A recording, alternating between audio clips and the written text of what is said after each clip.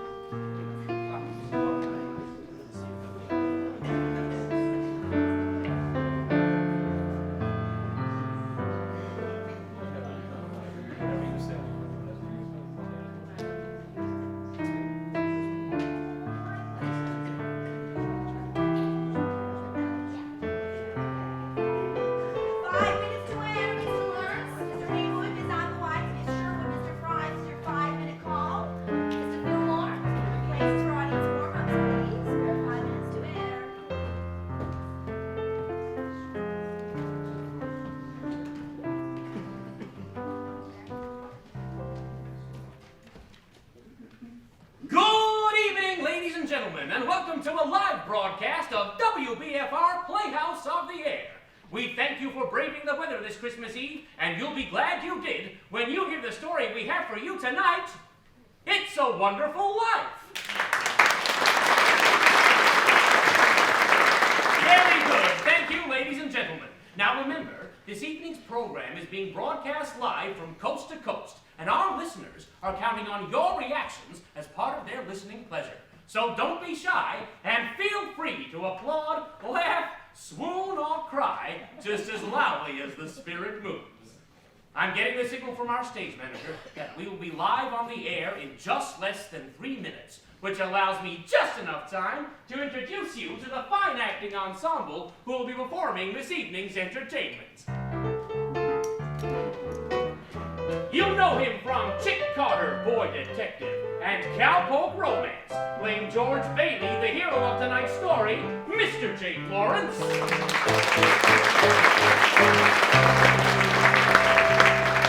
She's just returned from Los Angeles, having completed filming Dottie Goes Bananas, a Technicolor spectacle.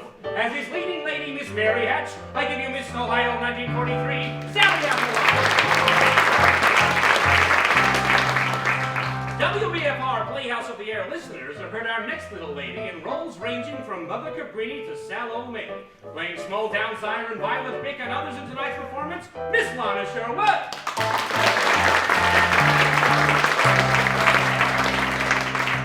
Soon to be seen co-starring with Margaret Dumont in Paramount Pictures' new comedy, The Hick Chick. Please welcome Mr. Harry Jazzbo Haywood.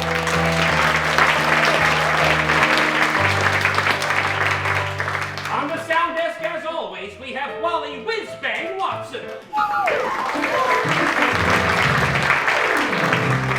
Our next actress was with us last Christmas for Santa's Big Sack, and we're delighted to have her return to play a variety of roles. Soon to head to Detroit for the General Motors Spectacular, please welcome back the voice of your hometown, Miss Dolores Birtwhistle.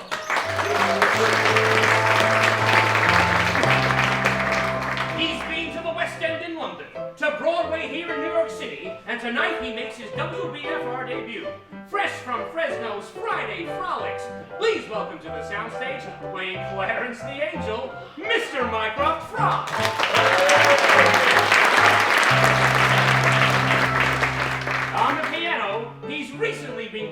person of suspicion in the mysterious disappearance of his wife, Mr. Bobby B. Sharp.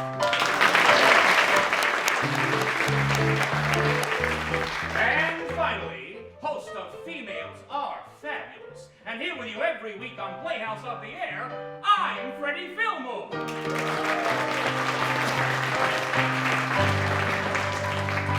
I'm getting the signal from our stage managers that we will be on the air in 20 seconds. Thank you all for coming this evening and enjoy the broadcast. We are live in 5, 4, 3. WBFR in New York City. This is WBFR Playhouse of the Air. Good evening, ladies, gentlemen, boys, girls, young and old, old and new. Greetings from WBFR Studio A in Manhattan, New York, right here in the US of A. I'm your host, Freddie Fillmore, and it is my pleasure to bring you your favorite stories this and every week on Playhouse of the Air. Tonight, we bring you a real feel-good heartwarmer. Perfect for this or any Christmas Eve. It's a Wonderful Life. We begin our story in the little town of Bedford Falls, New York, US of A, where a number of people in the town are praying for their dear friend, a typical American dreamer named George Bailey. Dear God, please look over my husband, George. George is a good boy, you know that. My son has always gone out of his way to give others a hand. Oh, now it's him who needs the help. Help my big brother George. He's done so much for all of us. More for me than I remember. I remember all the times he'd stay late after work and not ask a cent. The world needs more like George Bailey. George Bailey never thinks about himself. I wouldn't have a roof over my head if it wasn't for him. Well, if it wasn't for him, I would have given up long ago. All I think about is myself. Why, I must have taken the last cent he had. He had no sense of business, that George Bailey, just like his father. None of the Baileys were ever businessmen. It's his own fault if he wasn't prepared for times like these. At times like these, I can't help but think that it's all my fault. Please help him, Father. It's me that's doing this to him. Something's the matter with Daddy. Should we pray for him, Mommy? Yes, Zuzu, pray. Pray very hard. Dear Father in heaven and baby Jesus too. Please, oh God. The voices carry heavenward, and Joseph, the superintendent of angels, summons Clarence, an apprentice angel. You sent for me, sir? Yes, Clarence. A man down on Earth needs our help. Oh, splendid. Is he sick? No, worse. He's discouraged. At exactly 10:45 p.m. tonight, Earth time, that man will be thinking seriously about throwing away God's greatest gift. Oh, dear, dear, dear, his life. Well then, I've only an hour to get dressed. What are they wearing now? You will spend that hour getting acquainted with George Bailey. Sir, if I should accomplish my mission, might I perhaps win my wings? I've been waiting for 200 years now, and people are beginning to talk. What's that book you've got there? Oh yes, The Adventures of Tom Sawyer, sir. I was reading it when you sent for me. Oh, a fine book. Excellent. Well, you do a good job with George Bailey, and we'll see about your wings. Oh, thank you. Thank you. Now, if you're going to help George, you'll want to know a little something about him. Look, see the town? Why, yes. A group of young boys sledding down a snow-covered hill and onto the ice. Oh, this is amazing. Yippee! Well, who's that? That's your problem, George Bailey. A boy? Well, that's him when he was 12, back in 1919. Something happens here that you'll need to remember later on. And here comes the scare baby, my kid brother, Harry Bailey. No, I'm not scared. Come on, Harry, do it again! Help! Help! Oh dear! Harry's fallen through the ice! Well, I'm I'm coming, Harry. Make a chain, gang. A chain. So his brother fell through the ice, but George saved him. Yes, Clarence. And ever since, George has had a bad ear. All that icy water. You understand. It's bad ear. Yes, sir. The other event took place a few months later. George got an after-school job at Old Man Gower's drugstore. It's me, Mr. Gower, George Bailey. You're late. Yes, sir. Hello, George. Hello, Mary. Hello, Violet. 2 cents worth of shoelaces, Violet? Oh, Mary was here first. I'm still thinking. Shoelaces? Please, Georgie. Oh, I like him. You like every boy. What's wrong with that? Here you are. Bye, Georgie. See you later, Mary. Made up your mind yet, Mary? I'll take chocolate. With coconuts? I don't like coconuts. You don't like coconuts? Say brainless, don't you know where coconuts come from? Look at here. From Tahiti, the Fiji Islands, the Coral Sea.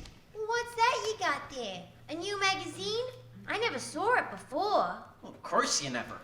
Only us explorers can get it. I've been nominated for membership in the National Geographic Society. Let me get your ice cream. Is this the ear you don't hear so well on? George Bailey, I'll love you till the day I die. I'm going out exploring someday, you watch. And I'm gonna have a couple of harems and maybe 3 or 4 wives. You wait and see. George! Yes, sir? You're not paid to be a canary. Yes, sir. Goodbye, George. Goodbye, Mary. What's that piece of paper George just picked up? It's a telegram for Mr. Gower. He found out this morning that his son died from influenza. Oh, awful. Yes, and he spent the afternoon drowning his grief in whiskey. Mr. Gower, do you want something? Anything? No! Is there anything I can do back here? No! I'll get that, sir. What's this bottle, Mr. Gower? Oh, never mind that. Take those capsules over to Mrs. Blades. Yes, sir. They have the diphtheria over there, haven't they? Is it a charge, sir? Yes, a charge. Yes, sir. Mr. Gower, Get going. Yes, sir. Mr. Gower? What is it? Mr. Gower, this bottle you used, you put something wrong in those capsules. Who do you think you're talking to? Oh, you're hurting my sore ear. Did you hear what I said? Get out of here! Mr. Gower, you don't know what you're doing. You put something wrong in those capsules. Look, I know you're unhappy. You got that telegram and you're upset. It wasn't your fault, Mr. Gower, but look, Mr. Gower, look, this bottle. You used this bottle to make the capsules. It's poison. Poison? Don't hit my sore ear again. Poison? Oh, George. All I wanted was to make sure, Mr. Gower. I won't ever tell anybody. I know what you're feeling. I won't ever tell a soul. Hope to die, I won't. Oh, George. George. Did he ever tell anyone about those pills? Not a soul. Did he ever marry the girl? Did he ever go exploring? We'll get there soon enough, Clarence. When George Bailey grew up, he wanted to go to college, but there just wasn't the money. So he worked 4 years at the Building and Loan Association. The Building and Loan Association? George's father was in the building and loan business, along with George's Uncle Billy. George, what's the combination to the safe? We wrote it down so you wouldn't forget it. Oh, that's right. Where? Your wallet, Uncle Billy. Oh, thanks. Lovable fellow, just forgetful is all. Well, who's that? That's Henry F. Potter, the richest and meanest man in all the county. Peter, Potter's here. Mr. Bailey, Mr. Bailey, Mr. Bailey. There is nothing quite so loathsome as a family business. Now, Peter, you know what I'm here for. I'm on a very tight schedule. Family to evict at 3. Well, all right, Mr. Potter, here's the thing. I just need a little more time. Just 30 short days, and I'll dig up that $5,000 somehow. Have you put any real pressure on those people of yours to pay their mortgages? Well, times are hard, Mr. Potter. A lot of people are out of work. Well, then foreclose. I can't do that. These families have children. Yes, but they're not my children. No, but they're somebody's children, Mr. Potter. Are you running a business or a charity ward? Well, all right. Not with my money. Mr. Potter, what makes you such a hard-skulled character? You have no family, no children. You can't begin to spend all the money you've got. Oh, well, then I suppose I should give it to miserable failures like you and that idiot brother of yours to spend for me. He's not a failure. You can't say that about my father. George? You're not. You're the biggest man in town. All right, son, thanks. I'll talk to you tonight. Don't let him say that about you, Pop. Tonight? What kind of a business are you running here? Good God, man. George worked for his father, saving enough to see him through the university. That summer, he was going to Europe. George got a job on a cattle boat and was ready to do a little exploring before college. Old Man Gower surprised him with the gift of a great big suitcase. On his way home from the store, he ran into his friends, Ernie the cab driver and Bert the cop. Hey, Ernie. Hiya, George. Hi, Bert. Hey, George, what's the suitcase for? I'm a rich tourist today. How about driving me home in style? Well, sure, Your Highness. Hop in the cab. And for the carriage trade, I put on my hat. Good afternoon, Mr. Bailey. Looks like you're ready to get out of here. Hello, Violet. Hey, you look good. That's some dress you got on there. Oh, this old thing? Why, I only wear it when I don't care how I look. See you later. How would you like to take it? Yes. Hey, you want to come along, Bert? We'll show you the town. No thanks. I think I'll go home and see what the wife's doing. Family man.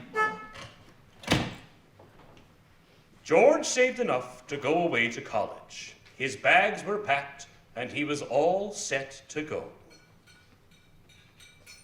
Boy, oh boy, oh boy. Now, it's hard to realize this is my last night in the Bailey boarding house. We're sure going to miss you, George. I'm gonna miss you too, Pop. Hey, what's the matter? You look tired. Oh, I had another tussle with old Henry Potter today. Oh? I thought when we put him on the board of directors, he'd ease up on us. I wonder what's eating that old money-grubbing buzzard anyway. Oh, he's a sick man. Frustrated and sick. Sick in his mind, sick in his soul, if he has one. Hates everybody that has anything he can't have. Hates us, mostly, I guess. Hey, George, can I borrow your tuxedo studs? Yeah, help yourself, Harry. Well, where are they? In your suitcase? I'm not taking a tuxedo on a cattle boat, you know. Say, where'd you get a fine piece of luggage like that anyway? Mr. Gower. A going-away present. And one of these days, you're gonna see that bag all covered in travel labels. Italy, Baghdad. Hey, why don't you come to the dance tonight? What, and be bored to death? You couldn't wish for a better death. Lots of pretty girls. Hey, I gotta hurry. I wish we could send Harry to college with you, George. We have all that figured out. You see, Harry will take my job at the building and loan. He'll work there 4 years, and then he'll go. Well, he's pretty young for that job. Well, no younger than I was. Well, you were born older, George. I suppose you've decided what you're going to do when you get out of college. You know, what I've always talked about, build things. Design new buildings, plan modern cities. Still after that first million before you're 30. No, I'll settle for half of that in cash. Of course, it's just a hope, but I don't suppose you'd consider coming back to the building and loan, would you? I know it's early to talk about it. No, I couldn't face being cooped up for the rest of my life in that shabby little office. I'm sorry, Pop. I didn't mean that remark. It's just this business of nickels and dimes and spending your whole life trying to figure out how to save 3 cents on a length of pipe. I'd go crazy. I want to do something big, something important. You know, George, I feel that in a small way, we are doing something important. Satisfying a fundamental urge. It's not too much for a man to want his own roof and walls and fireplace. And we're helping him get those things in our shabby little office. I know, Dad. I wish I felt... I've been hoarding pennies like a miser in order to... Most of my friends have already finished college. I just feel like if I don't get away, I'd bust. Yes. Yes, you're right, boy. This town is no place to live unless you're willing to crawl to Potter. You get yourself an education, and then get out of here. I'm glad you see what I'm talking about. Say, I think I'm gonna go down Old Main Street, last night in town and all. Have a good time, son. Well, who's that? Why, that's Violet Bick. The little girl from the candy counter. That's right. Hello, Georgie Porgy. Hello, Vi. What gives? Oh, nothing. Where are you going? I'll probably end up at the library. Oh, Georgie, don't you ever get tired of just reading about things? Yes. What are you doing tonight? Not a thing. Are you game, Vi? What do you say we make a night of it? Oh, Georgie, I'd love it. Oh, what'll we do? Let's go out in the fields and take off our shoes and run in the grass. Huh? And then we could go up to Stewart Lake. Oh, it's beautiful up there in the moonlight. We could swim. And then we could climb Mount Bedford and smell the pines and watch the sunrise against the peaks. Oh, we could stay up there the whole night and everybody would be talking. It'd be a terrific scandal. George, have you gone crazy? Walking the grass in my bare feet? Why, it's 10 miles up there to Mount Bedford. You think just because you... Oh! Okay, just forget about the whole thing. Forget about what, George? Ah, nothing, Sam. Say, you remember Mary, don't you? Hi, George. Hello, Mary. Hey, George, you wouldn't mind walking Mary home, would you now? Well, no, of course not. Is that all right with you, Mary? Fine by me. Great, thanks. So George walked Mary home. Is that important, Joseph? I'd say it is, because even though Mary lived only 4 blocks away, it took them 2 hours to get there. Buffalo gals, won't you come out tonight? Come out tonight, come out tonight. Buffalo gals, won't you come out tonight and dance by the light of the moon? Dog, gee whiz, just like an organ. Oh boy. Beautiful. Hey, you know something? You know, if it wasn't me talking, I'd say you're the prettiest girl in town. Well, why don't you say it? I don't know. Maybe I will. How old are you, anyway? 18? 18?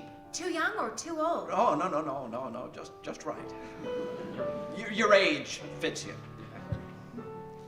Hey, look where we are. Oh, the old Granville house. Yeah, I gotta throw a rock. Oh, no, don't. I love that old house. Well, no, don't you know about old deserted houses? You make a wish, and then you throw a rock. But, George, it's such a lovely old place. I wish I lived there. In there? I wouldn't live there if I was a ghost. Now watch this. How about it, huh? That's a pretty good shot, huh? You know, broke a window, huh? What's your wish, George? Not just one wish. A whole hatful, Mary. I'm shaking the dust of this crummy little town off of my feet, and I'm gonna see the world. Now, Italy, Greece, the Parthenon, the Colosseum, and then I'm coming back here. I'll go to college. I'll see what they know, and then I'm gonna build things. I'm gonna build airfields. I'm gonna build skyscrapers 100 stories high. I'm gonna build bridges a mile long, and then I'm gonna. Hey, are you gonna throw a rock too? That's a pretty good shot. What did you wish for, Mary? Oh, no. If I tell you, it may not come true. Hey, come on. What do you want, huh? You want the moon? All you gotta do is say the word now. Okay. The moon. I'll take it. And then what? And then what? Well, I'll throw a lasso around it and I'll pull it down. Then you could swallow it, and it would all dissolve, see? And the moonbeams would shoot out of your fingers and your toes and the ends of your hair. And am I talking too much? Yes! Why don't you kiss her instead of talking her to death? Now, who's that? It's old man Collins on his front porch. Youth is wasted on the wrong people. Hey, hold on. You just come out here, mister. I'll show you some kissing that'll put hair back on your head. You just come on. George! Uncle Billy?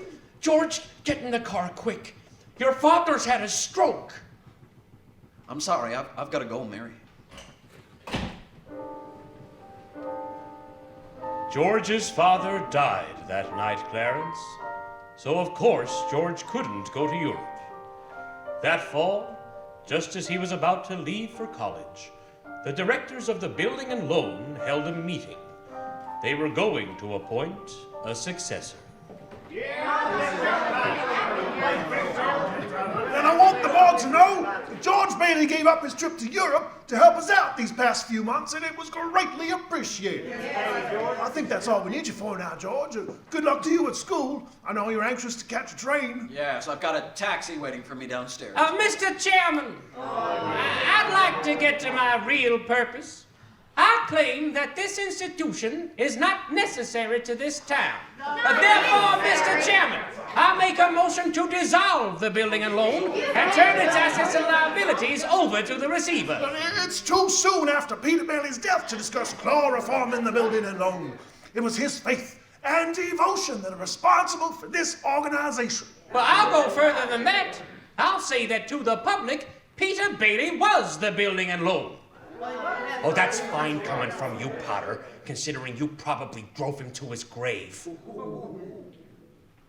Peter Bailey was no businessman. That's what killed him. Oh, I don't mean any disrespect to him, God rest his soul. He was a man of high ideals, so-called. But ideals without common sense can ruin this town. And what does that get us? A discontented, lazy rabble, instead of a thrifty working class. And all because a few starry-eyed dreamers like Peter Bailey stir them up and fill their heads with a lot of impossible hooey. Now, just a minute. Now, hold on, Mr. Potter. Now, you're right when you say my father was no businessman. I know that. You know, why he ever started this cheap penny-ante building and loan, I'll never know. But neither you nor anybody else can say anything against his character, because his whole life was... Why, in the 25 years since he and Uncle Billy started this thing, he never once thought of himself. Isn't that right, Uncle Billy? You got that right. You know, he didn't save up enough money to send Harry to school, let alone me, but he did help a few people get out of your slums, Mr. Potter, and what's wrong with that? Why, here. You're all businessmen here. Doesn't it make them better citizens? Doesn't it make them better customers? You said, now what did you say a minute ago? That people ought to wait and save their money before they even ought to think of a decent home. Now wait. Wait for what? Until their children grow up and leave them? Until they're so old and broken down that they... Do you know how long it takes a working man to save $5,000? Now just remember this, Mr. Potter, this rabble you're talking about, well, they do most of the working and paying and living and dying in this community. But is it too much to ask to have them work and pay and live and die in a couple decent rooms and a bath? Well, my father didn't think so. People were human beings to him. But to you, a warped, frustrated old man, they're cattle. Well, in my book, he died a much richer man than you'll ever be. I'm not interested in your book. I'm talking about the building and loan. Well, I know very well what you're talking about. You're talking about something you can't get your fingers on, and it's galling you. That's what you're talking about. Well, I've said too much.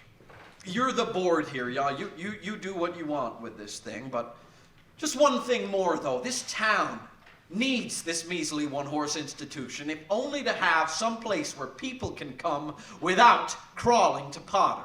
Come on, Uncle Billy. Oh, sentimental hogwash! I want my motion!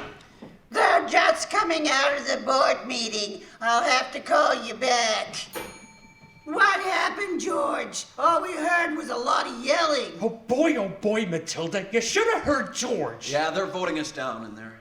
George, get out of here. You already missed your boat trip. Do you want to miss college, too? Don't worry about the board. They're putting us out of business. So what? I can get another job. I'm only 55. You're 58. George, they voted Potter down. We're still in business. Oh, whoopee! We're still in business? We're still in business. But there's one condition, George. They've appointed you to take your father's place. Appoint me? No, I'm going to college. Uncle Billy here. He's your man. You can keep him on. That's all right. Now let's get this thing straight. I'm leaving. I'm leaving right now. I'm going to school. This is my last chance. But George, you've got to take it. They'll vote with Potter otherwise. So George Bailey didn't go to college. That's right, Clarence. He gave his college money to his brother Harry, and Harry went instead. But what about that good-looking girl? You know, Mary. Oh, George saw her every now and then. Not very often, though, because Mary went away to school, too. Anyway, George waited 4 more years for Harry to come back and take over the building and loan. Then he could still see the world. He planned to work in the oil fields of Venezuela. There she blows. Say, Uncle Billy, you know what the 3 most wonderful sounds on earth are? Breakfast is served, lunch is served, dinner is served. No. Anchor chains, plane motors, and train whistles. Here's the professor now. Well, if it isn't George Geographic Explorer Bailey. Well, Uncle Billy, you haven't changed a bit. Oh, nobody ever changes around here. You know that. Oh, boy, am I glad to see you, huh? Say, where's Mother? She's home, cooking the fatted calf. Come on, let's go. Oh, wait. This is Ruth Dakin. Ruth Dakin Bailey, if you don't mind. Huh? Well, I wired you I had a surprise. Here she is. Meet the wife. Well, what do you know? Wife! Well, how do you do? What am I doing? Congratulations! Congratulations, Harry! Why didn't you tell somebody? Say, what's a pretty girl like you doing with this 2-headed brother of mine? Well, I'll tell you, it's purely mercenary. My father offered him a job. Oh, he gets you and a job? Well, Harry's cup runneth over. Come on, Ruth. Let's start ahead and leave the bags for the fellas. All right. George, about that job, Ruth spoke out of turn. I never said I'd take it. You've held the bag down here for 4 long years now, and I won't let you down. It's all right, Harry. It's all right. And that night, the homecoming for Harry became his wedding party. Uncle Billy familiarized himself with the spirits. Oh boy. I feel so good. I could spit in Potter's eye. I think I will. What do you say? Maybe I should go home. If you could just point me in the right direction. Yeah, it's right down there. Oh, that way, huh? Okay. Oh, billing and loan, pal. I'll see you later. I'm all right. I'm all right. George! Yeah, I'm out here on the porch, Mother. I just thought I would get some air. Well, how How do you like the new sister-in-law? She's swell. Looks like she'll keep Harry on his toes. Yeah. Well, keep him out of Bedford Falls, anyway. George, do you know that Mary Hatch is back from school? Yeah. Oh, nice girl, Mary. Uh-huh. Stop grumbling. Give me one good reason why you shouldn't call on Mary. Well, Sam Wainwright. Sam's crazy about her. Well, she's not crazy about him. What? Now, how do you know that? What, did she discuss it with you? Besides, Sam's away in New York and you're here in Bedford Falls. And all's fair in love and war. Well, I don't know about war. All right, Mother. I think I'm gonna go find the girl and do a little passionate necking. Oh, George! Bye, Mrs. Bailey. I'd say, do you want any books from the library? The library? Oh, George! George! You go and visit Mary, you hear? Hello, George. Hello, Mary. I just happened to be passing by. Your mother just phoned and said you're on your way over to pay me a visit. My mother just called. What? Now, how did she know? Well, No, I didn't tell anybody I was coming here. You know, I just went for a walk. Just happened to be passing by. Just went for a walk. When did you get back? Tuesday. Oh, would you like to come in? I guess, since I'm here.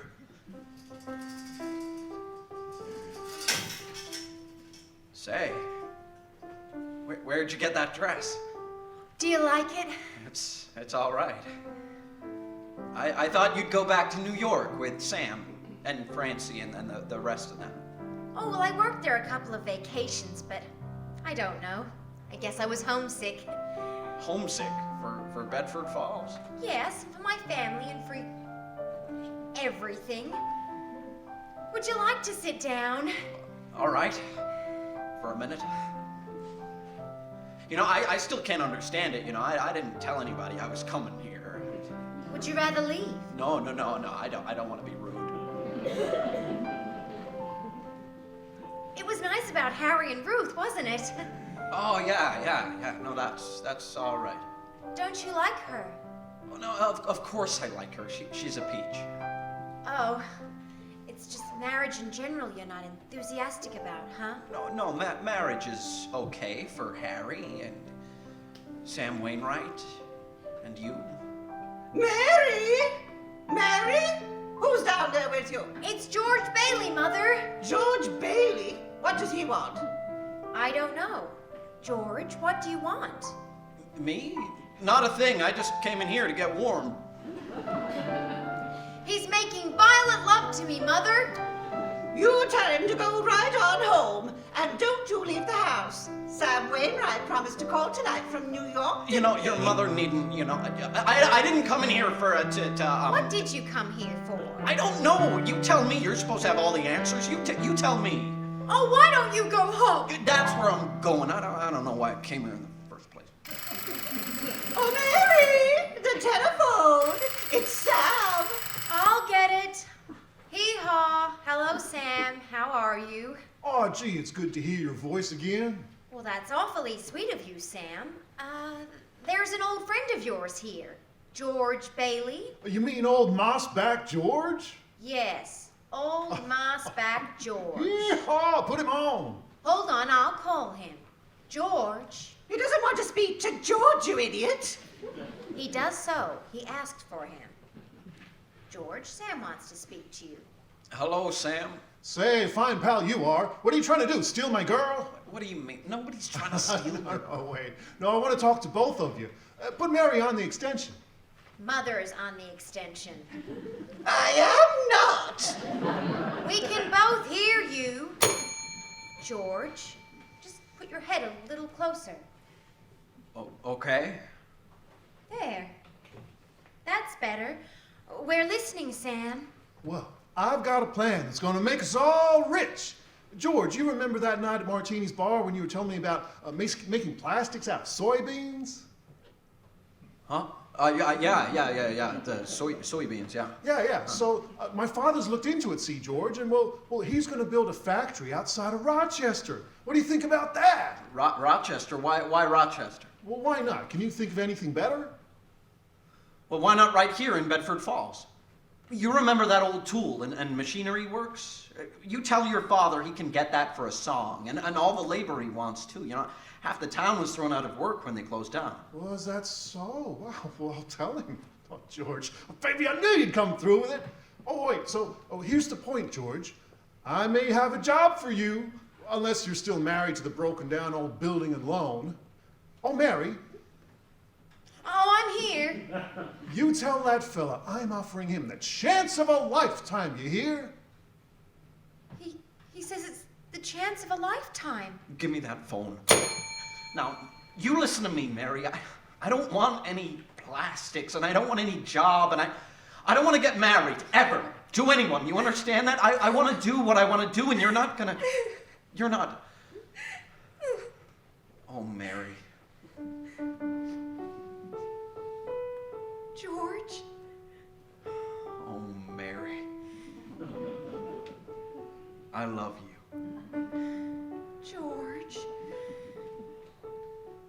I love you too.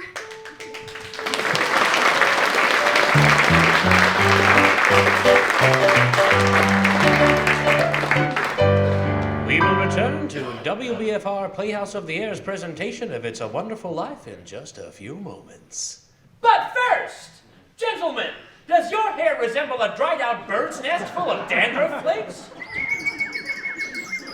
Do you plaster your hair down like a cheap gigolo smelling to high heaven? Hey, you, what a stink! When girls get a gander at the tip top of your noggin, do they go? Ew! Well, here's a friendly hint which may just help you out in the romance department. Starting tomorrow, why not try Bremel Hair Tonic? Yes, sirree, you'll be heading for success with Bremel Groomed Hair. A success with the gals and on the job. Bremel always keeps your hair looking mighty attractive. Always in place, a real sex appealer. Bremel Hair Tonic does lots more than keep your hair handsome looking. Bremel, the swank hair tonic, makes your filthy bird's nest clean. A little dab will do ya, all the pretty girls will scream. Not only will things honest, your bottle will shut out with glee. Bremel, the swank hair tonic, your dandruff will be history. Buy some Bremel today, your hair will thank you.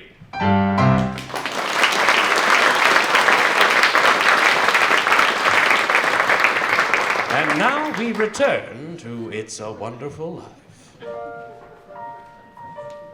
George and Mary were married. Following the wedding and reception, George's old pal, Ernie the cab driver, drove the happy couple to the train station. So where you two headed on this here now honeymoon? No, we're gonna shoot the works, Ernie. A whole week in New York, a whole week in Bermuda, the highest hotels, the oldest champagne, the richest caviar, the hottest music, and, well, the prettiest wife. Here's the kitty, Ernie. $2,000. I feel like a bootlicker's wife. Ha-ha! So you're finally getting out of Bedford Falls, huh? And then what? Well, then what, honey? After that, who cares? That does it. Say, Mrs. Bailey, you know, I haven't kissed you since... Hey, George, there's something funny going on over there.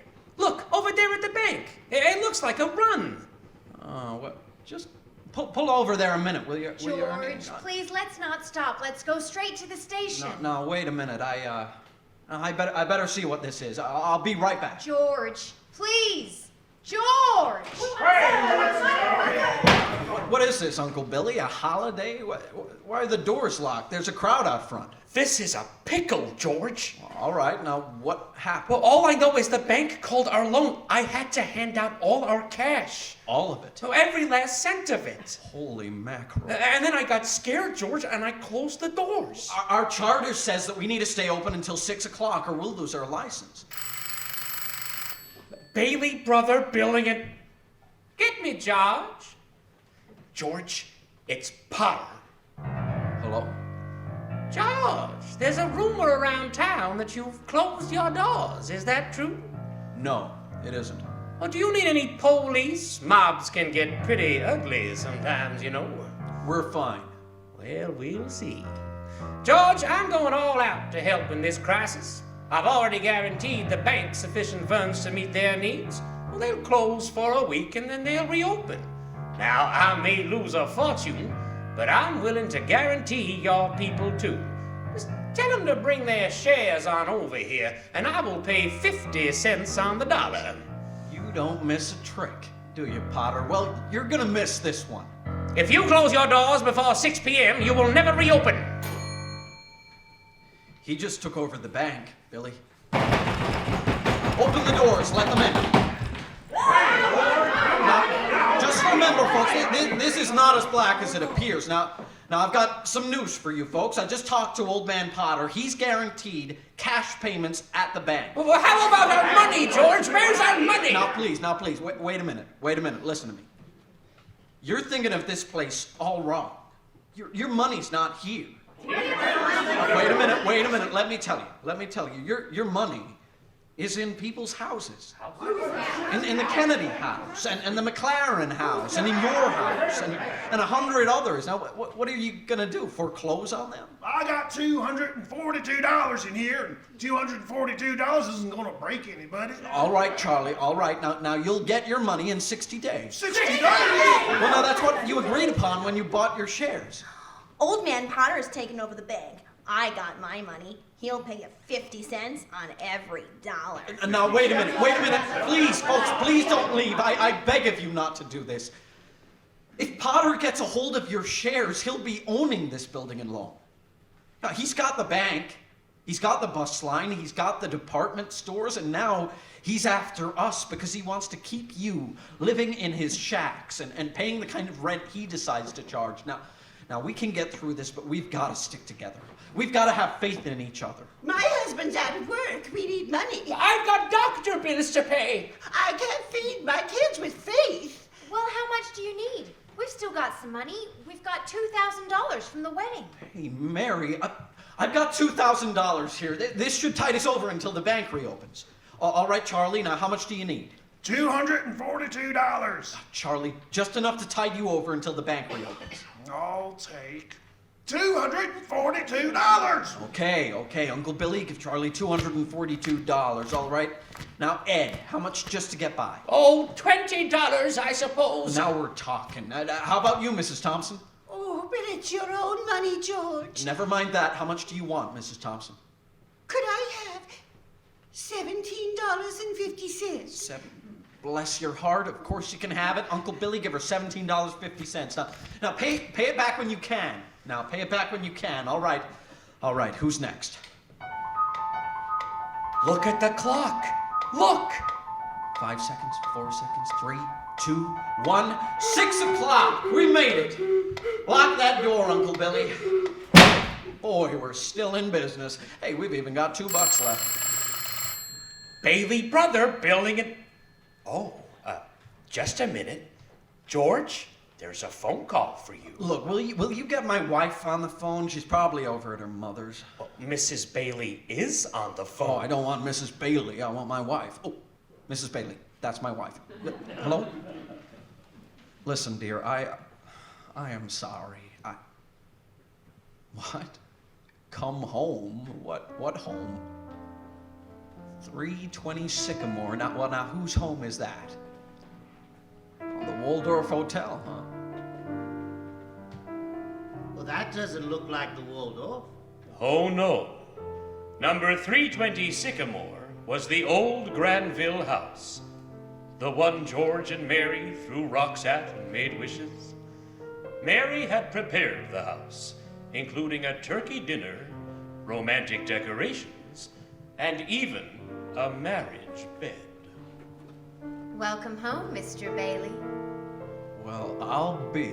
You remember the night we broke the windows in this old house? This is what I wished for. Darling, you're wonderful.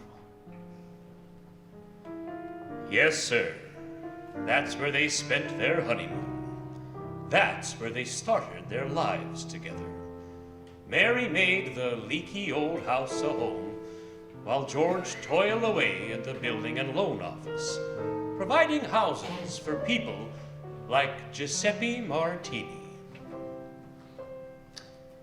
Hey, Martini!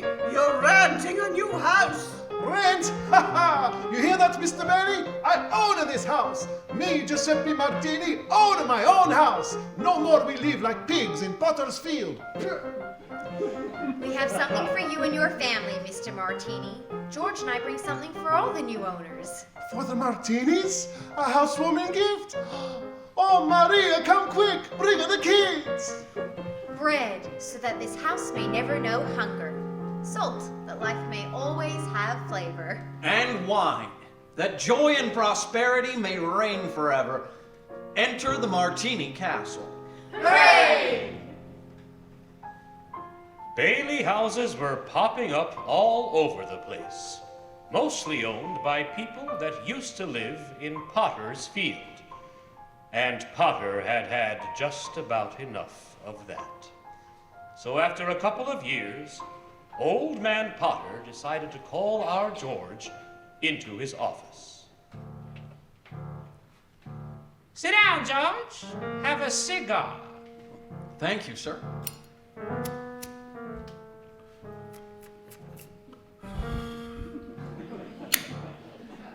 It's quite a cigar, Mr. Potter. Well, you like it? I'll send you a box. Well, I suppose I'll figure out sooner or later, but just what exactly did you want to see me about? Now, George, that's just what I like about you so much. George, I'm an old man, and most people hate me. But I don't like them either, so that makes it all even.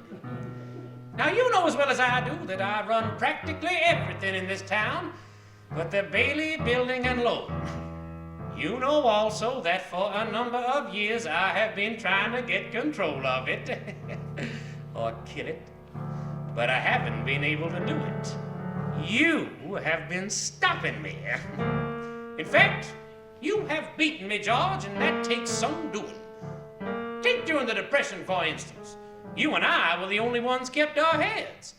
You saved the building and loan, while I saved all the rest. Well, most people say you stole all the rest. Well, the envious ones say that, George. The suckers. Now let's look at your side. A young man, 27, 28, married and making, say, 40 a week? 45. 45. 45. Now, if you were some ordinary yokel, I'd say you were doing fine.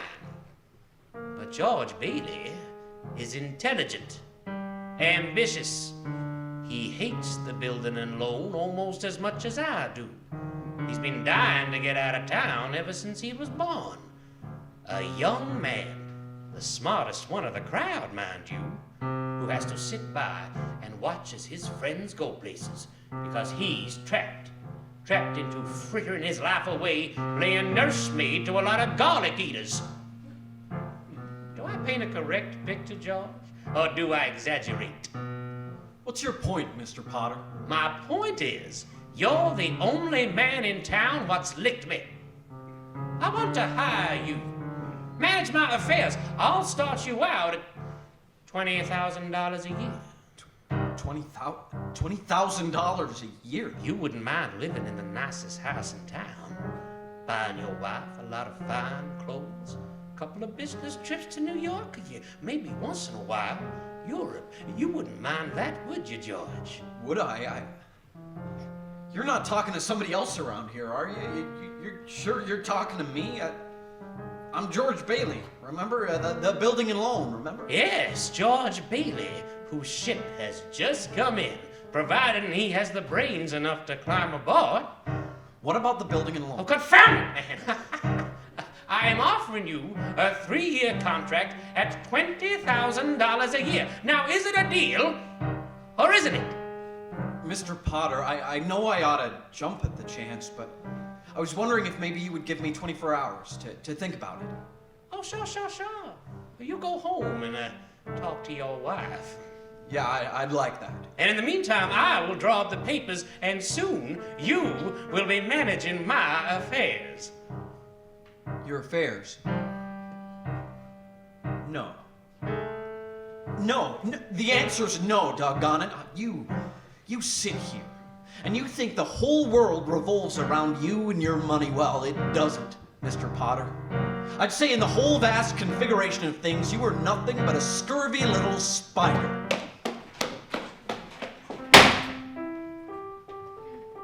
What did Mr. Potter want, George? Nothing. Nothing. Just talk. Talk. Nothing. Gee, Mary Hatch, why on earth would you marry a guy like me anyway? To keep from being an old maid? I was gonna see the world. I was going to build things. I was going to give you the moon. Well, what have I given you? What have I given you? Not even a new dress, not for months. You could have married Sam Wainwright, anybody else in town. I didn't want to marry anybody else in town. I want my baby to look like you. You didn't even have a honeymoon. I promised you. You're what? My baby. You mean, Mary, you're on the nest? George Bailey, Lasso's stork. Well, Mary had her baby, a boy.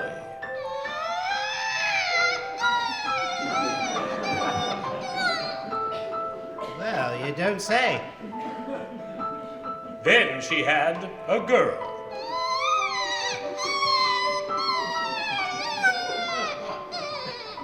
Well, what do you know? Night after night, George would come home late from the office. Things weren't good with the building and loan. Potter was really bearing down hard. Then came the war. Mary had another baby by then, but she still had time to run the USO. Gower and Uncle Billy sold war bonds. Violet entertained the troops. Bert the cop was wounded in North Africa, got the Silver Star. Ernie the cab driver parachuted into France. Harry Bailey topped them all. A Navy flyer, he shot down 15 planes, 2 of them as they were about to crash into a transport full of soldiers. Yes, but George, what about George, sir? George. 4F on account of his ear, George fought the Battle of Bedford Falls. Air raid warden, paper drives, scrap drives, rubber drives. On VE Day he wept and prayed. VJ Day he wept and prayed again. We're getting awfully close to today, aren't we, sir? Yes, Clarence. You now know almost everything you need to about George Bailey, except what happened that finds him down there at this moment, wanting to die. Well, sir? Well? Well, today's the day before Christmas, and Uncle Billy is at the bank to make a deposit when he runs into Old Man Potter. Well, Mr. Henry F. Potter, come to the bank to deposit some more loot, huh? Sure, you old fool. How do you like the news in the paper, Mr. Potter? Harry Bailey wins Congressional Medal of Honor. You just can't keep those Bailey boys down, can you? Let me see that newspaper. Here you go. Sorry I can't check, you old thief. Gotta make a deposit. Good morning, Mr. Bailey. Good morning, Horace. Here you are. Deposit slip, bank book, and a very Merry Christmas to you. And to you, Mr. Bailey. Say, you've forgotten something, haven't you? Well, what's that? Well, you want to make a deposit. Well, certainly. Well, it is customary to bring the money with you. It's gone. Oh, where'd I put it? Where'd I put that money? A terrible thing, Clarence. Terrible. Uncle Billy couldn't find the money because the envelope with the $8,000 was folded up in that newspaper he gave to Old Man Potter. At the same time as Billy went looking for the deposit, Violet came to visit George at the building and loan. Hello, Vi. I suppose you're getting things set back at the house for the party tonight. You know you're invited. What's the matter? Oh, you see right through me, don't you? How much do you need? Oh, I hate doing this to you, George, but I won't be asking for any more after this. You planning on robbing a bank, Vi? I'm going to Manhattan. What's in Manhattan? Why, everything's in Manhattan. A new start, at least. That's a big step, Vi. What's the matter with starting a new life right here in Bedford Falls? Well, I'll be. I never thought I'd hear that from you, George Bailey. I thought you hated this place. Oh, I did, but this town's got a charm of its own.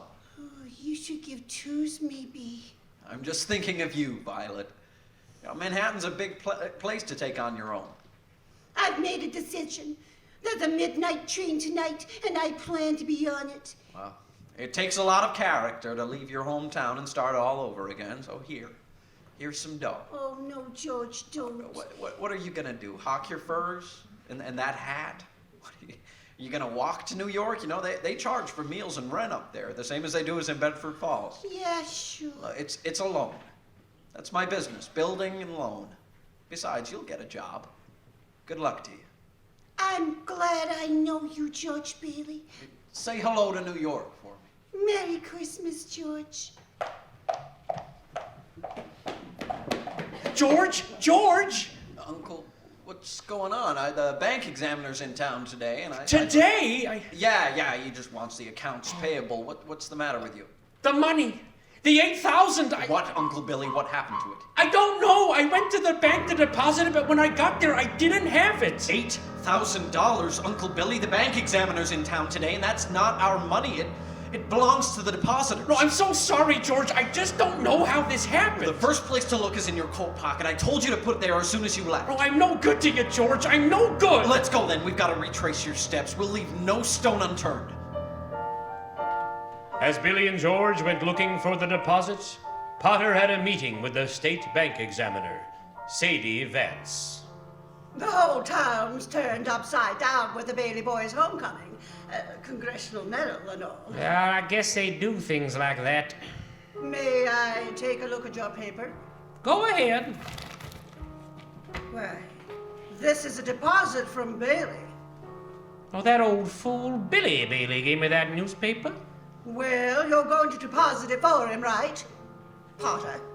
Oh, to think he would make such a foolish mistake. Look at how much it is. There's $8,000 here. Woohoo! What a Christmas present! And he doesn't even know it. Now, just a minute here, Potter. You've been giving the Baileys a hard time far back as I can remember. Why? I don't have to give answers to you. You're just a state examiner. Yes, I am. And I am unimpressed by your buying off everyone in town. Oh, well, that's it. You could never buy the Baileys. What? You heard what I said. The Baileys have always stood for something that you've always wanted and were so jealous of. They're honest. You're fired! You can't fire me. I'm state appointed. And what's more, I'm not going to turn my back. This is stealing from the Baileys. Why, something like this would certainly cause them to fold. Yes. And after 25 years, finders keepers. You know that. He gave me the money. It's his own fault. And besides, there's not a court in the county that would find me guilty. And we all know why. How's your family, Sadie? My family? Well, I know how little state positions pay. What would you say to a little Christmas bonus? Oh, no. I want no part of this. Well, that's not what I've heard. What are you insinuating, Potter? I will not be turned down. What do you want me to do? I want you to pay the Baileys a surprise visit. You'll look at the records. They'll be short, and, well, you know the rest. At last, the Baileys will be where they belong. Down for good. I know just what to do. And did you put the envelope in your pocket? Yeah, I guess. Uncle Billy, we've got to find that money. I'm no good to you, George. Well, do you have any secret hiding place in the house? I've been all over the house, even the rooms that have been locked since I lost your Aunt Laura. Listen to me. Think. I can't think anymore, George. It hurts. Where's that money, you stupid, silly old fool? Do you realize what this means? It means bankruptcy and scandal and prison. One of us is going to jail. Well, it's not going to be me.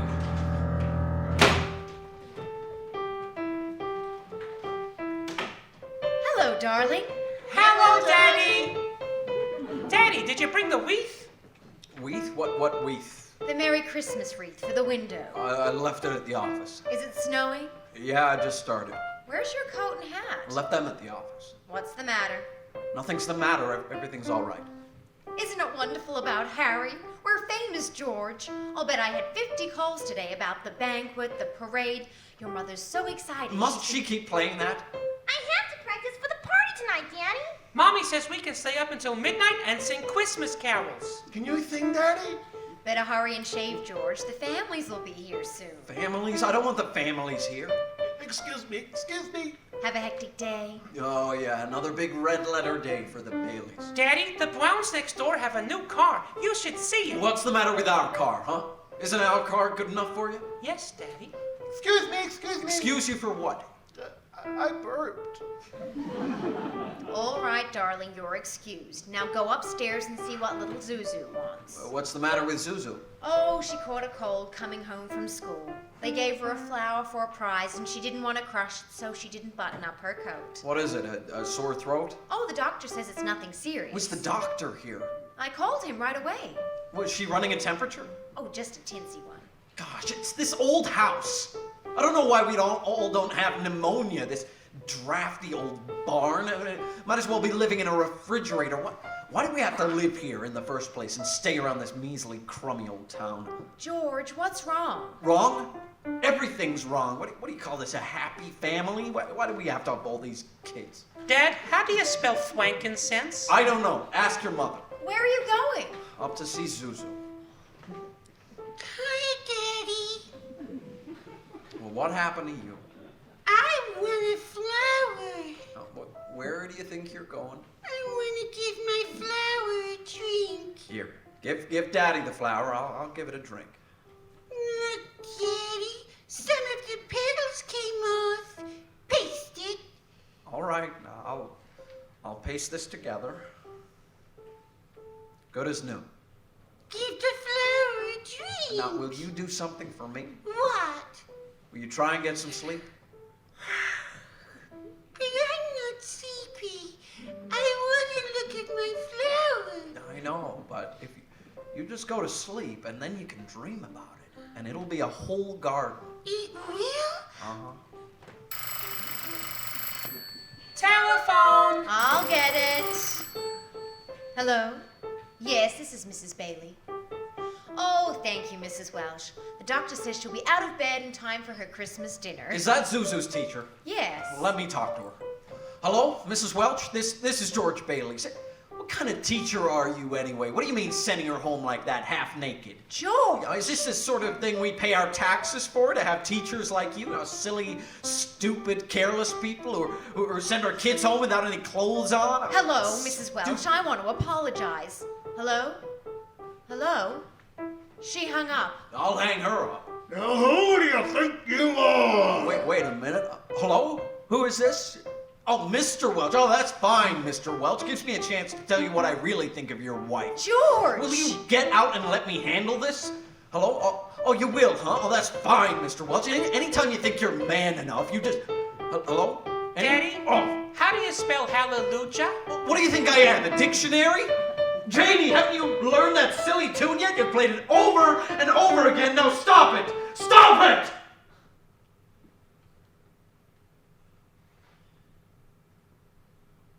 George, what are you doing? Mary, I'm sorry.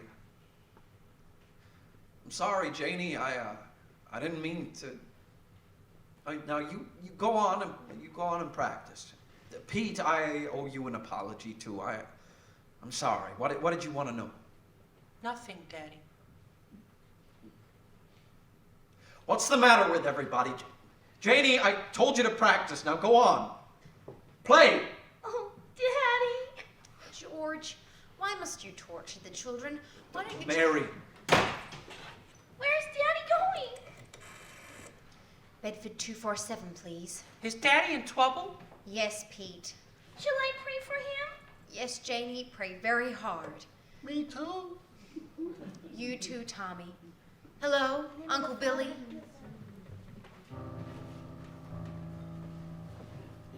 So that's it, George. You're short $8,000 in the books, huh? Please, Mr. Potter, I'll pay any sort of interest if you still want the building and loan. Now, you say it was lost. Did you notify the police? No, sir, I haven't done that yet. Harry's homecoming tomorrow. Well, why did you come to me? What about your good friend Sam Wainwright? I can't get a hold of him. He's in Europe. And what kind of security would I have, George? What collateral? Well, I have some life insurance. A $15,000 policy. And how much is your equity in it? $500. And you want $8,000.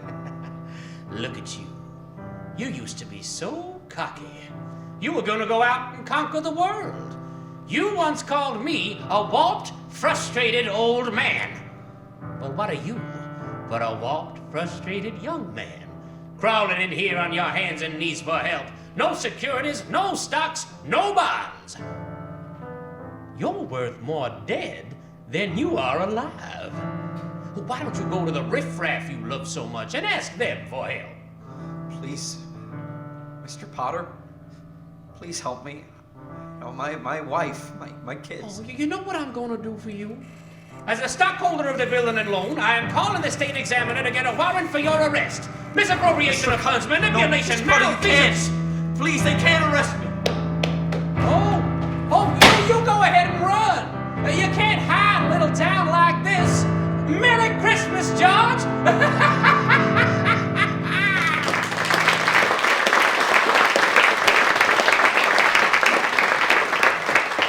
And now, another word from our sponsors. Are you guilty of careless driving because bug-stained windshields have dulled your vision? Yes, I'm guilty. Stop straining to see through a bug-spattered windshield. Duck's Toilet Cake removes the squashed bugs quickly, easily, yes, ease them even when the sun has baked them in the glass. Remember, you need clear vision as well as good brakes to avoid accidents. Duck's Toilet Cake leaves your glass polish so crystal clear, you hardly know it's there. I feel so much safer after I clean my windshield with Duck's Toilet Cake. It leaves no oily film to collect dust and make night driving difficult. Duck's Toilet Cake, the soap of 100 uses. You better wash high, you better wash low. Behind your ears too, I'm telling you so. Duck's Toilet Cake is cleaning uptown. It washes up cars, it washes up bars. And out in LA, it washes up stars. Duck's Toilet Cake is cleaning uptown. It's found in every bathroom, from sea to shining sea. It's used by our dear president, and it's used by you and me. Oh, you better wash high, you better wash low. Behind your ears too, I'm telling you so. Duck's Toilet Cake is cleaning uptown. Buy a cake of Duck's Toilet Soap today. Keep it in your car.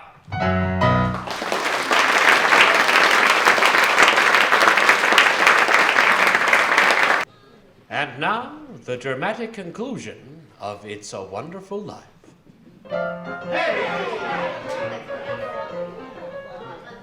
Merry Christmas, glad you come. Hey, how about some of that good spaghetti? Oh, we got everything.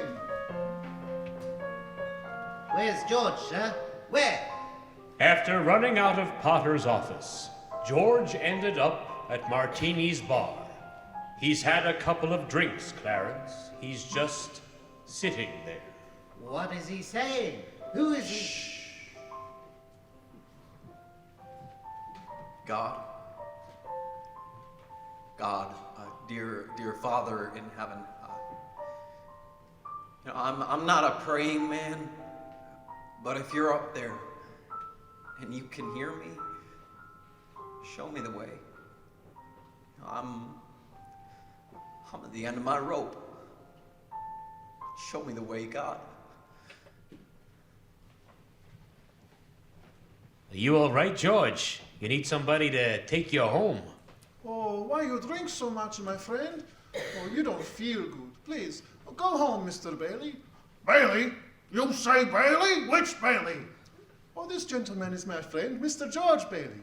George Bailey, huh? And the next time you talk to my wife like that, you'll get worse. It ain't enough sea slaves teaching your stupid kids how to read and write, and you gotta bawl her out. You hit on my best friend. You get out, Mr. Welch. All right, all right. Mr. Bailey, you okay? Who was that? Oh, Mr. Welch, but don't worry, he don't come around here no more. Oh, I got something for your face. It's bleeding. No, I'm all right. Oh, please, don't go, Mr. Leave Bailey. me alone. Leave me alone.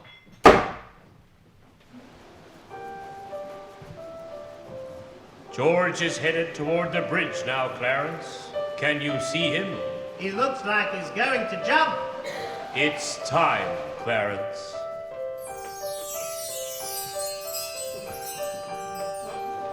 Excuse me? You there? Have you got the time? My watch is dead. Thanks just the same. Oh, help! Help! I can't swim. Oh, hold it, mister. I'm coming. What in the Sam hell are the two of you doing? This storm's not fit for man nor beast. Now get out of that water. Are you two all right? Do you need a doctor? No. I'm all right. No, I'm fine. Oh, this underwear. I didn't have time to get anything stylish. My wife bought me this for my last birthday. Yeah, I passed away in it. Passed away? Oh, I see Tom Sawyer's drying out too. Who? Oh, my book. I left in such a hurry I brought Tom Sawyer with me. You should read the new book Mark Twain's working on. Now, how did you happen to fall in? Oh, I jumped in. I jumped in to save you. You jumped in to save me. Well, I did, didn't I? You didn't go through with it, did you? Go through with what? Suicide. It's against the law to commit suicide around here. Ah, yes, it's against the law where I come from, too. Well, where do you come from? Heaven. What? Oh, yes, I had to act quickly. That's why I jumped in. See, I knew that if I were drowning, you would try to save me. And you see, you did. And that's how I saved you. That's very funny. Oh, your lip's bleeding, George. Yeah, I got bust in the jaw in answer to a prayer. No, George. I'm the answer to your prayer. Now, how do you know my name? Well, I know everything about you. I've watched you grow up from a little boy. What are you, a mind reader or something? No. Then who are you then? Okay. Clarence Oddbody, AS2. Oddbody. AS2? What's that, AS2? Oh, it's, Angel, second class. Hey, I'm getting out of here. You may not need a doctor, but I do. Cheerio, my good man. Hey, look here now. Why did you want to save me? Well, 'cause I'm your guardian angel. I wouldn't be a bit surprised. Ridiculous of you. Thinking of killing yourself for money. $8,000. Now, just things like that. Now, how did you know that? Well, I just told you I'm your guardian angel. I know everything about you. Well, you look like the sort of angel I'd get. Sort of a fallen angel, aren't you? What happened to your wings, huh? Oh, well, I haven't won my wings yet. Well, that's why I'm an angel second class. Oh, I see. Yeah, but, you can help me earn them, George, by letting me help you. You don't happen to have $8,000 on you? No. We don't use money in heaven. Oh, that's right. I keep forgetting. Well, it comes in pretty handy down here, bub. Oh, tut. Yeah, I found it out a little late, but I'm worth more dead than I am alive. Now, look, you mustn't say things like that. I won't earn my wings with that attitude. You just don't realize all that you've done. If it hadn't been for you... Yeah, if it hadn't been for me, everybody would be a lot better off. You know, my wife, my kids, my friends. This isn't going to be easy. It'd all be a lot better if I hadn't been born. What did you say? I said I wish I'd never been born. Oh, George. Oh, that's wonderful. Wonderful? Oh, the idea you just gave me. Well, very well. You've got your wish. You've never been born.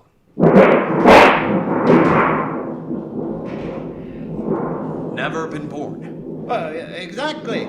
No worries. No $8,000 to get. Nothing. You simply don't exist.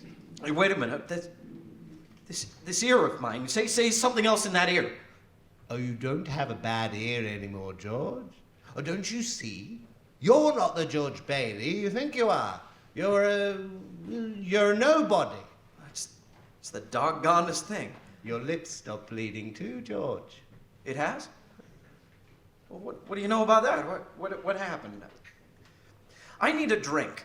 That's what I need. What about you, Angel? You want a drink? Oh, I don't know. Come on. We'll go as soon as our clothes are dry. My clothes are dry. Hey, so they are. That's funny. That stove is hotter than I thought. Well, come on. Let's get dressed and then we can stroll over to Martini's. Excuse me. I'll stroll. You'll fly.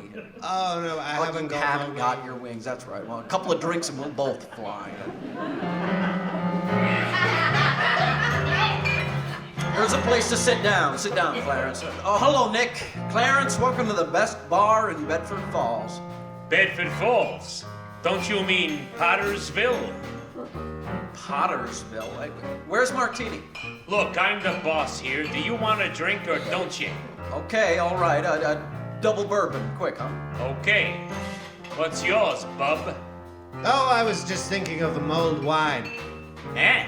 Yeah, that heavy on the cinnamon, light on the cloves. Off with you, my lad, and lively now. Hey, look, mister. We serve hard drinks in here for men who want to get drunk fast. And we don't need no characters around to give the joint atmosphere. No, come on here. Just give him the same as I ordered. He's okay. 2 double bourbon. What about this place, huh? It's all changed. Yes, all of Bedford Falls has changed. Well, you're having your wish, George. You've never been born. Yes, there'll be plenty of things you've never seen before. Oh, good! Oh, somebody's just made it! Made what? Oh, whenever you hear a bell ring, that means that some angel's just got his wings. What did you say? Look, Clarence, I don't think you better talk about angels around here. Oh, don't they believe in angels? No, well, I'm sure they believe in them, but it's... Well, then why should they be surprised when they see one? Huh? Don't mind him, Nick. He just never grew up. That's all. How old are you anyway, Clarence? Oh, 293 next day. That does it. Out you 2 pixies go. Through the door or out the window, go on, get. Where's Martini? Will you Stop tell him asking about Martini. He ain't here. Well. Look who came crawling out from whatever hole he's been hiding in. Mr. Gower. Hey, you, Rummy. Didn't I tell you never to come panhandling around here? George, look... Mr. Gower. It's George Bailey.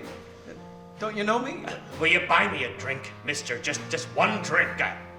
Hey, Binky, throw the rummy out. You got it. Oh, no, please, no. Hey, Nick, isn't that Mr. Gower, the druggist? That rumhead did 20 years in prison for poisoning some kid. If you know him, you must be a jailbird yourself. Hey, Binky, here's 2 more. Get him out of here. You got it, boss. Here, let me help you up. The snow is quite cold. What's the matter with Mr. Gower? Well, Mr. Gower doesn't know you, George. You see, George, you weren't there to stop Mr. Gower from putting that poison into that prescription. What do you mean I wasn't there? What are you, a hypnotist? Why am I seeing these strange things here? Well, don't you understand? It's because you were never born. If I was never born, then who am I? Well, you're nobody. You have no identity. What do you mean, no identity? My name is George Bailey. There is no George Bailey. You've got no papers, no cards, no driver's license, no 4F card, no insurance policy. No, Zuzu's petals. What? Zuzu's petals. My little girl, some petals fell off of her flower. I told her I'd fix it, and then I put them in my pocket, but they're gone too. Everything's gone. But you've been given a great gift, George. The chance to see what the world would be like if you'd never been born. You're crazy. You're crazy as a bedbug, and you're driving me crazy too. Now listen to me. I am going home, and I'm gonna see my wife and my family, and I'm going home alone. You understand that?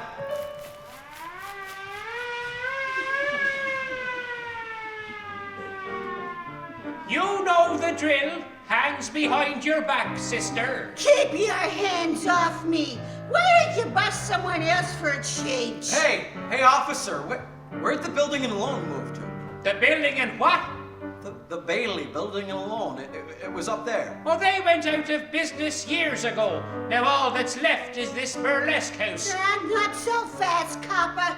I know Potter. Hey, Violet. Hey, listen, that's Violet Bick. Oh, I know. Believe me, I know. Well, I know that girl. Well, who doesn't? Now get out of our way.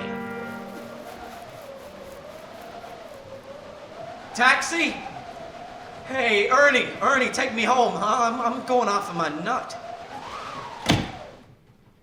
Where do you live? Oh, doggone it, Ernie, don't you start pulling that stuff. You know where I live, 320 Sycamore. Now hurry up. Okay, 320 Sycamore. Yeah, hurry up. Zuzu's sick. All right. Look here, Ernie, now straighten me out here. I've had some bad liquor or something. Now listen to me. You are Ernie Bishop, and you live in Bailey Park with your wife and your kid. Now that's right, isn't it? You seen my wife? Seen your wife? I've been to your house 100 times. Hey, look, bud, what's the idea? I live in a shack in Potter's Field, and my wife ran away 3 years ago and took the kid with her. And I ain't never seen you before in my life. Okay, just step on it, huh? Just get me home. Is this the place? Of course it's the place. Well, this house ain't been lived in 20 years. Mary, I'm home.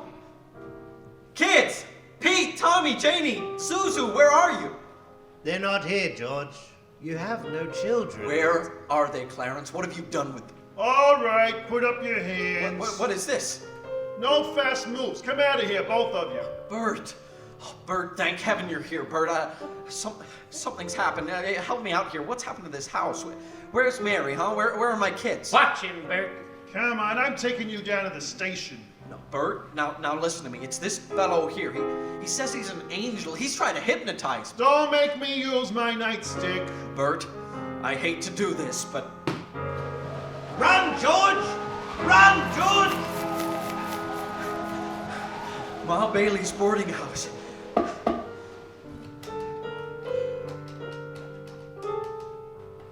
Where? Mother? Mother? What do you want? Mother, it's George. I thought sure you'd remember me. George who? If you're looking for a room, there's no vacancy. Mother, please. Try to understand. Something's happened to me. I need a place to stay. Please let me stay here. I don't take in strangers. No, I'm not a stranger. I know everybody you know.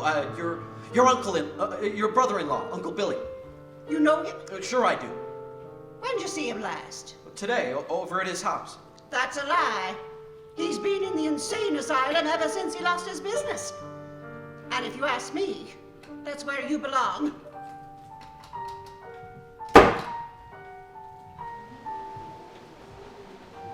I'm here, Clara.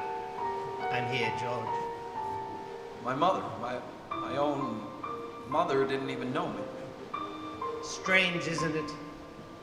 One man's life touches so many others. When he isn't around, he leaves a pretty big hole, doesn't he? Look, you. I've heard of things like this before. You've got me under some kind of spell. I'm gonna break out of it. I have to now. I know I talked to Billy this afternoon. How could he be in an asylum? I gotta snap out of this. Now let me think a minute. Bailey Park. There is no Bailey Park if you weren't here to build it. Oh, we'll see.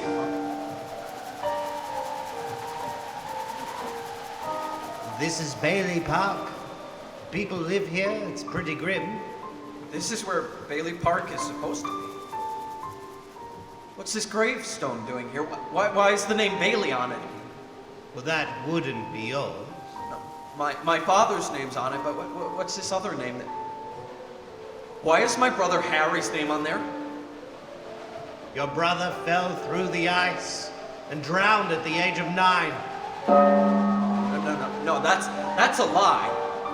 Harry Bailey went to war. He won the Congressional Medal of Honor. He saved the lives of every man on that transport. Every last man on that transport died.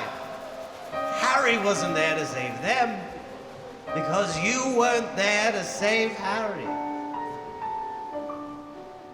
You see, George, you really had a wonderful life. Don't you see what a mistake it would be to throw it away? What do I do now? Clarence? What do I do? It's your life, George. What happened to Mary, Clarence? Mary? My wife, Mary. What happened to her if I was never born? I'm not supposed to tell you, George. I don't know how you know the things you do, but if you know where she is, just let me see her. That's all I need to make a decision. Very well, but you're not going to like it. Where is she, Clarence? She's an old maid. Where George. is she? She's just about to close up the library. Well, there has to be an easier way for me to earn my wings.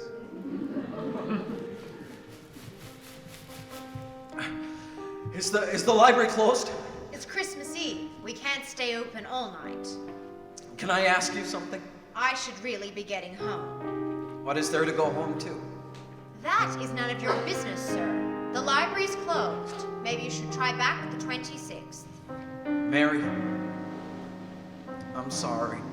How do you know my name? All I need is a couple of minutes. I told you the library is closed. Please, just 2 minutes. That's all I need. I'll do anything. Well, you seem desperate. I'll help if I can. What is it? Isn't this town Bedford Falls? It used to be, but that was some time ago. I wasn't very old when Potter was elected and took the town along with its name for himself. So, you do know a place called Bedford Falls? I've seen pictures. It seemed like a very nice place. Things have changed, but that's with the times. I have to go. Mary Hatch. You live on Reed Street, a white Victorian. Your bedroom is at the top of the stairs. You turn to the left. You have an older brother, Marty, and you live with your mother, Edwina. How do you know all this? What are you, some sort of crazy person? Stop it! I'm leaving! Don't you know me, Mary? Just let me touch you. Get your hands off me or I'll call a cop. The house you wished for, don't you remember? I told you I don't know you! Let me go, officer! You know me, Mary, you must. It's George. Let you me know go! Oh, Mary, please don't do this to me. Help me, Mary. Where are our kids? What? I need you, Mary. Help me, Mary. Stay away from me! No, Help! Mary, Help me! please, no, help me, Mary. Mary, you're my wife. Clarence! Clarence! Clarence, where are you? Help me, Clarence! Get me back! No, I don't care what happens to me. Just get me back to my wife and my kids. Help me, Clarence, please. Please! I want to live again! I want to live again, please! God, let me live again.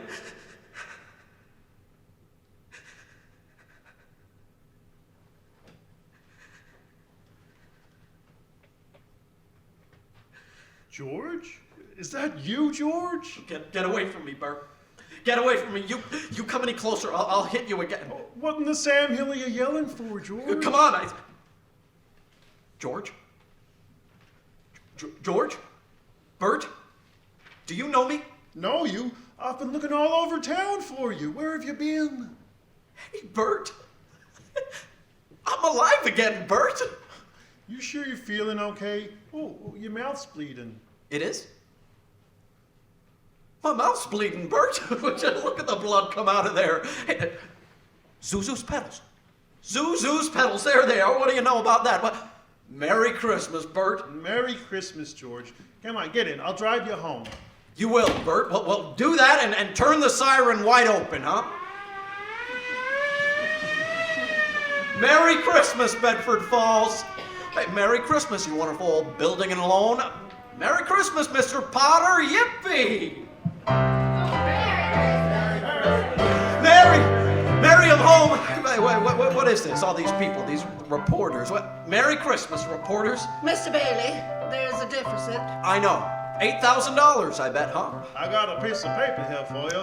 You know what? I bet that's a warrant for my arrest. Isn't it wonderful? Hey, where's Mary? You know what?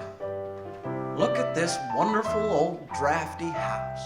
Isn't it wonderful? Hey, where's Mary, you know? Merry Christmas, Daddy. Merry Christmas, Kids! Daddy. Pete, Tommy, Janie, I could just eat you all up. Now, where's your mother?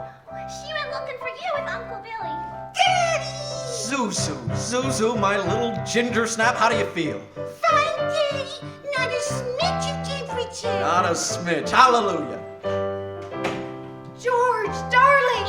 Mommy's home. Mary! Oh, George, where have you been? Oh, George. Mary, just let me touch you. Oh, you're real. Oh, George, You have no idea what's happened to me. Oh, you have no idea what's happened either. Come on, George, quick, they're on their way. But who's on their way? What, the police department? The FBI? The National Guard? I'm alive again, Mary. Listen to me. I'm alive again, Mary. Come on in here now. Now, you stand right here by the tree. Right here. Now, don't move. Don't move. I hear them, George. It's a miracle. A miracle. Uncle Billy, everyone in here. Isn't it wonderful, George? Mary did it. She did it. She went all over town asking people for money, and nobody asked any questions. They just said, if George is in trouble, you can count on me. You never saw anything like it. Well, what is this, George? Another run on the bank? Yeah, here you are. Merry Christmas. The line forms to the right. Mr. Gower, Merry Christmas. Mr. Martini, step right up now. I busted open the jukebox, too. Mr. Gower? I made the rounds on my charge accounts. Violet Bick. I'm not going to go, George. I changed my mind. Well, I wouldn't have a roof over my head if it wasn't for you, George. Here you are.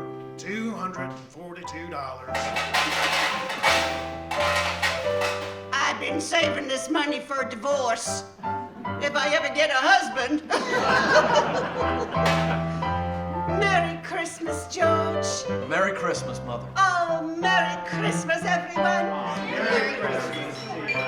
Hey, just a minute. Quiet, everybody. Quiet. A telegram from London. Oh, London. Mr. Gower cables, you need cash. Stop. My office instructed to advance you up to $25,000. Stop. Hee-haw and Merry Christmas, Sam Wainwright.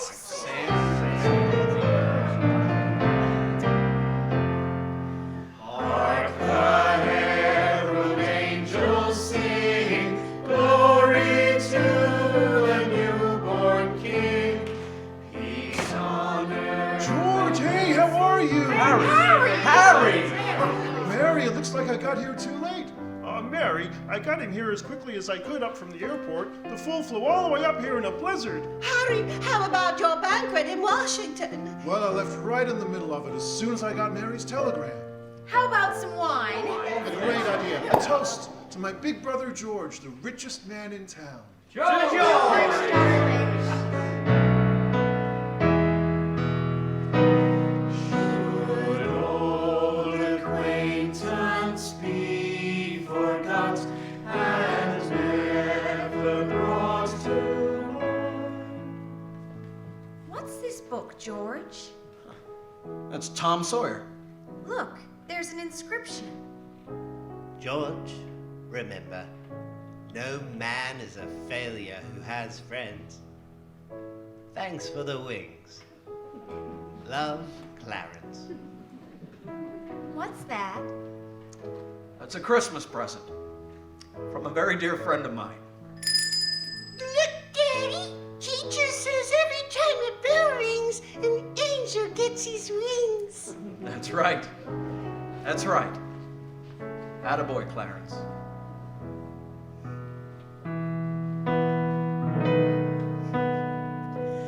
Should old acquaintance be forgot and never brought to mind? Should old acquaintance be forgot and days of old lang syne? This has been WBFR Playhouse of the Air's presentation of It's a Wonderful Life. The WBFR Playhouse is brought to you this and every week by Bremel Hair Tonic and Duck's Toilet Cake. Please stay tuned for a program of popular holiday music. I'm Freddie Fillmore, signing off from WBFR Studios in New York City, wishing you and yours a very Merry Christmas. Thank you and good night.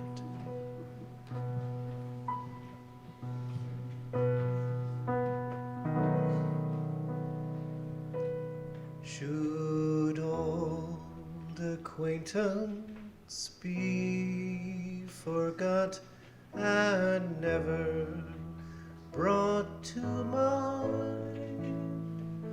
Should old acquaintance be forgot and days of old lang syne?